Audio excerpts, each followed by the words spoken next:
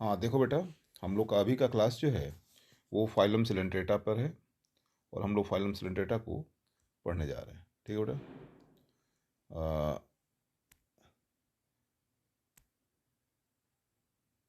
चलो स्टार्ट करते हैं हम लोग।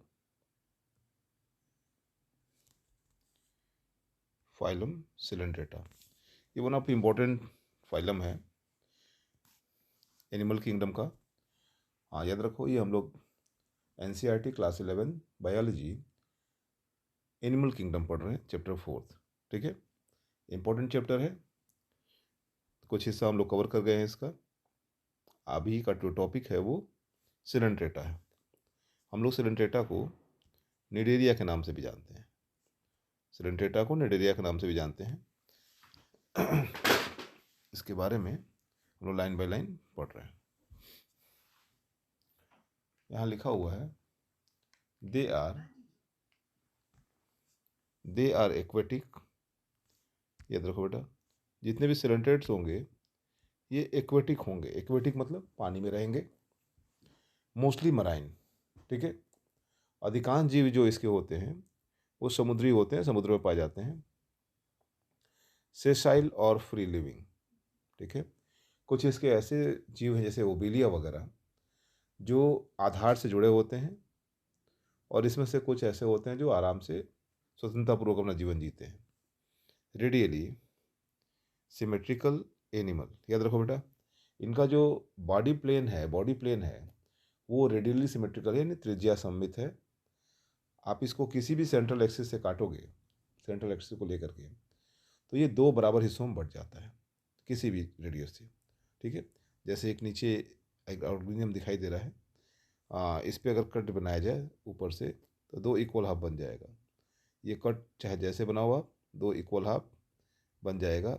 ऐसे कट को हम लोग, हाँ, ऐसे बॉडी प्लेन को हम लोग रेडियो सिमेट्रिकल बोलते हैं बेटा। ठीक है, ऐसे बॉडी प्लेन को हम लोग रेडियो सिमेट्रिकल बोलते हैं।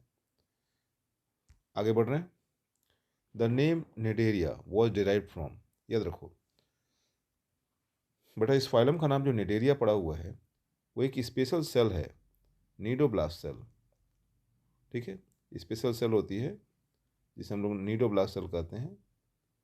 ठीक है, उसमें निडल लाइक स्ट्रक्चर लगा होता है, एक बॉल लाइक सिस्ट होता है इसमें। ठीक है, और ये स्पेशल करेक्टर है इस फाइलम का। यानी नीडोब्लास्ट सेल्स की बैटरीज पाई जाती हैं, जिसके कारण इस फाइलम को निडेरिया कहा जाता है और इनके मेंबर्स को निडेरियंस कहा जाता है। ठीक है ना। आप देख सकते हो ये बॉडी ऑर्गेनाइजेशन है।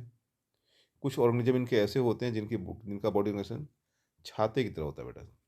ठीक है, इसे हम लोग मेड्यूसा बोलते हैं, और कुछ का रॉड लाइक बॉडी ओरिएंटेशन होता है।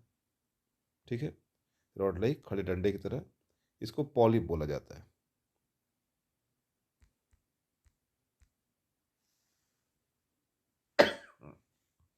इनको पॉलिप बोला जाता है। ये एग्जाम्पल दिया बेटा, ध्यान से पढ़ लीजिएगा इसको।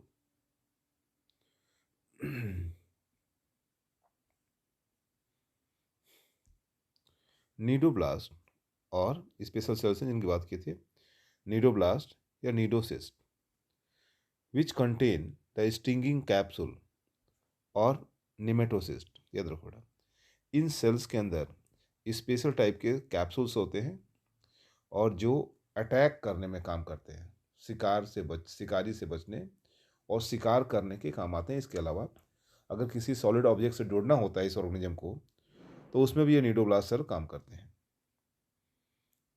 ठीक है, प्रेजेंट ऑन टेंटिकल्स। याद रखो बेटा, ये जो नीडोब्लास्ट सेल्स हैं वो निडेरियन के बॉडी यानी जो सेलेंट्रेट्स हैं इनके बॉडी के टेंटिकल्स पर मौजूद रहते हैं। इसके अलावा और जगह भी होंगे।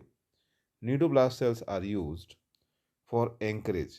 याद रखो बेटा, नीडोब्लास्ट सेल भी बोले नहीं किसी सॉलिड ऑब्जेक्ट से चिपकाए रखने में काम करेगा, तो एंकरेज का काम करता है। इसके अलावा नीडोब्लास्ट सेल जो है वो डिफेंस का भी काम करता है, and for capture the pray, वो शिकार को पकड़ने का भी काम करता है। याद रखो बेटा, इसने इतना कुछ बोल दिया।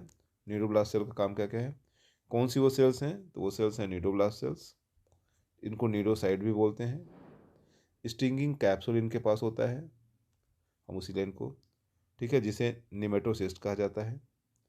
कहाँ पाया जाता है, टेंटिकल्स पे पाया जाता है। Neuroblast cell use to anchorage, इसका यूज क्या होता है, एंकरेज है, डिफेंस है, और कैप्चर द प्रे है, प्रे को पकड़ने काम आता है। आगे cnidarians exhibit tissue level organisation, याद रखो बेटा, जो निडेरियंस हैं यानी सिलेंट्रेट के जो मेंबर्स हैं, सिलेंट्रेटा जो है, उनके बॉडी, उनका बॉडी ओरिएंटेशन जो होता है, ऑर्गेनाइजेशन जो होता है, वो टिश्यू ग्रेड का होता है बेटा, ऑर्गन नहीं बने होते इसमें। ये डिप्लोब्लास्टिक ओरिजिन के होते हैं, इनका एम्ब्रियोनिक डेवलपमेंट जो होता है वो डिप्लोब्लास्टिक होता है। दे हैव सेंट्रल गैस्ट्रोवैस्कुलर कैविटी, जब हम लोग इनके बारे में पढ़ते हैं, जैसे हाइड्रा के बारे में आप पढ़ोगे, तो हाइड्रा के बारे में पढ़ते समय आप देखोगे कि इनके पास एक कैविटी होती है बेटा,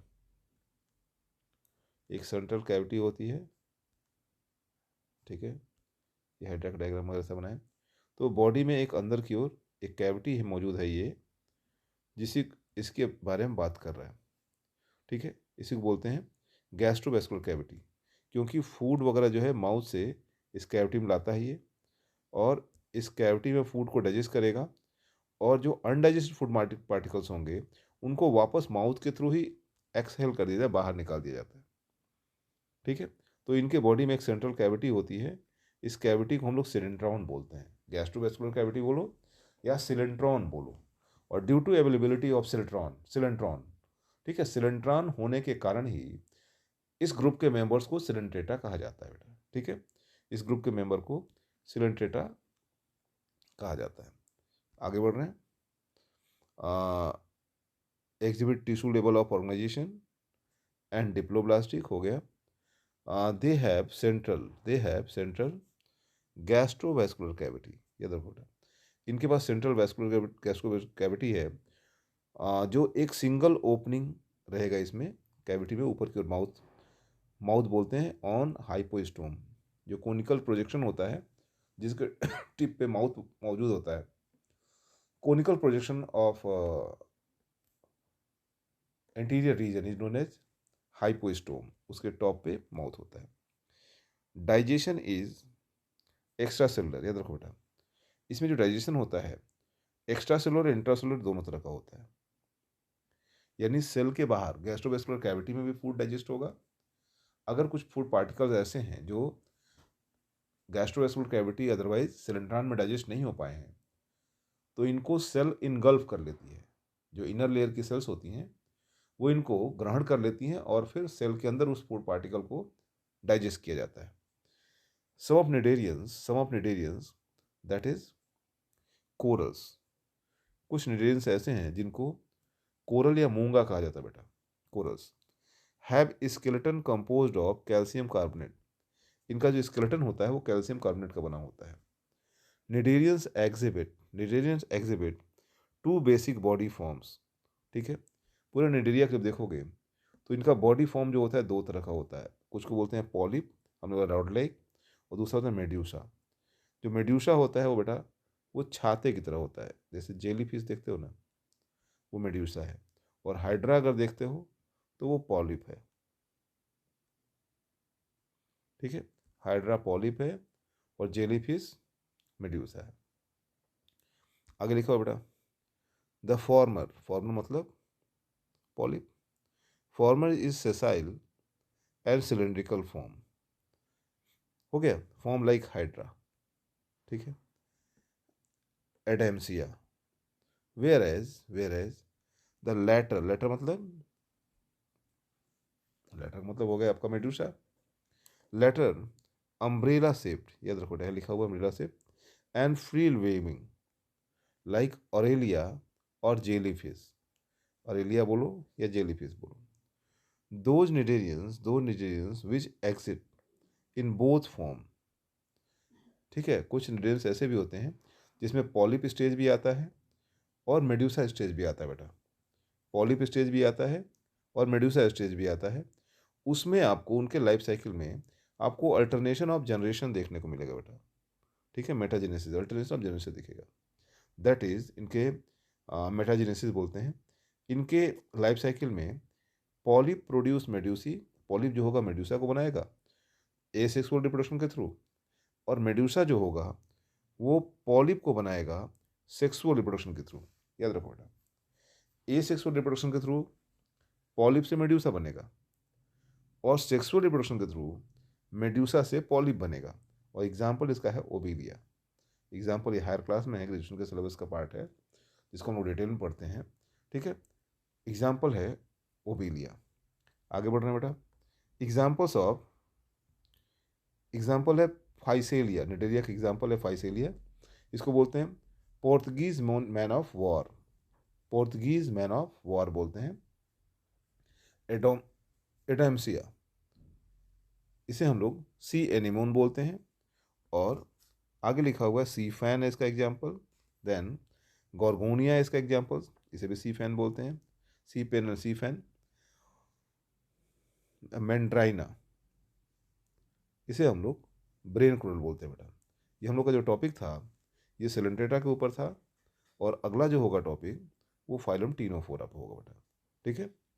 ये वीडियो हम अपलोड कर रहे हैं, जल्दी ही आपको टीनोफोरा का भी वीडियो मिल जाएगा। नेक्स्ट हम लोग का जो टॉपिक होगा वो टीनोफोरा होगा, और जल्दी ही हम टीनोफोरा पे वीडियो अपलोड कर देंगे।